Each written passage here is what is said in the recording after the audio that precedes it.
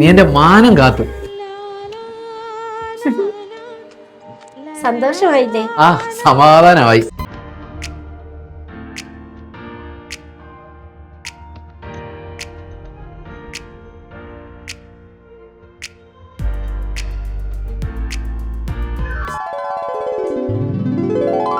ആഹാ, ചേട്ടൻ വന്നോ?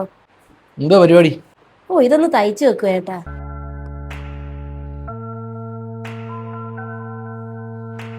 ചേട്ടാ, കുടിക്കാൻ വെള്ളം എടുക്കട്ടെ?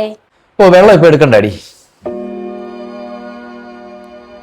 എന്തോ ചേട്ടാ ഒരു വിഷമം പോലെ, തലവേദന എടുക്കുന്നോ? ഓ, തലവേദനയൊന്നുമില്ല. നാളെ കല്യാണത്തിന് പോകണ്ടേ? പിന്നെ കല്യാണത്തിന് പോണ്ടേ? ഞാൻ ചേട്ടന്റെ തുണിയൊക്കെ കഴുകി തേച്ച് റെഡിയാക്കി വെച്ചിട്ടുണ്ട്. പക്ഷെ പോകാൻ പറ്റുമെന്ന് തോന്നുന്നില്ലടി. എന്തു പറ്റി ചേട്ടാ? പണിസ്ഥലത്തുനിന്ന് പൈസ കിട്ടിയില്ലടി. സാലറി അഡ്വാൻസ് ചോദിച്ചപ്പോ എല്ലാം എന്നെ പറഞ്ഞു. അയ്യോ, ഇനി നമ്മൾ എന്ത് ചെയ്യും? എന്തോ ചെയ്യാനാ? കൂട്ടുകാരോടെല്ലാം ചോദിച്ചടി, ആടെ കയ്യിലും പൈസ ഇല്ല. ഇനി നമുക്ക് പോകണ്ടെന്ന് വെച്ചാലോ? എന്തെങ്കിലും ഒരു കള്ളം പറയാം. പക്ഷെ ഉറപ്പായിട്ട് നമ്മൾ ചെല്ലുമെന്ന് പറഞ്ഞതല്ലേ, ഇനി എങ്ങനെയാ അത് മാറ്റി പറയുന്നത്? ഓ, വെറും കൈയോടെ പോകാൻ എനിക്ക് വയ്യ. എടി, 1000 രൂപയെങ്കിലും സംഭാവന കൊടുക്കണം. പിന്നെ 500 രൂപ നമ്മുടെ വഴിച്ചെലവിന് വേണം. ഇത്ര ഇല്ലാതെ എങ്ങനെ പോകും നമ്മള്? ചേട്ടൻ ഇങ്ങനെ അങ്ങ് വിഷമിക്കാതെ, നമുക്ക് എന്തെങ്കിലും ഒരു പോംവഴി ഉണ്ടാക്കാം. ഞാൻ മോനെ ആഹാരം എടുത്ത് കൊടുത്തിട്ട് ഇപ്പൊ വരാം.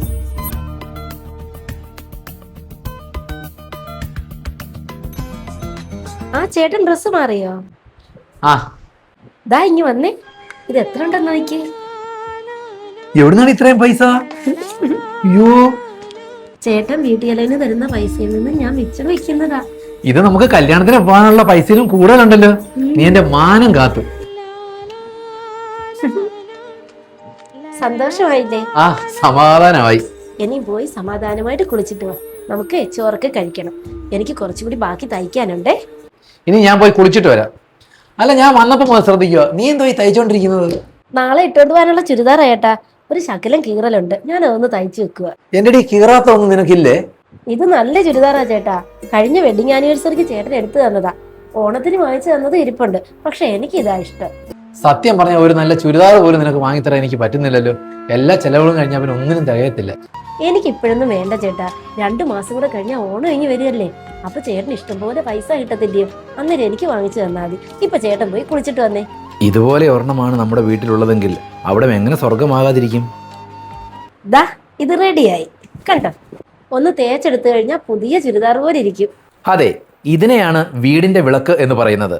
എത്ര പ്രയാസമുണ്ടെങ്കിലും അത് പുറത്ത് കാണിക്കാതെ തന്നെ തൻ്റെ ഭർത്താവിനെയും കുഞ്ഞുങ്ങളെയും ജീവന് തുല്യം സ്നേഹിക്കുന്ന സ്ത്രീകൾ തന്നെയാകും വീടിൻ്റെ വിളക്ക്.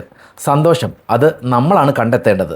സ്നേഹിക്കാനും സ്നേഹിക്കപ്പെടാനും എല്ലാ ദാമ്പത്യത്തിനും കഴിയട്ടെ. എല്ലാവർക്കും നല്ലത് വരട്ടെ.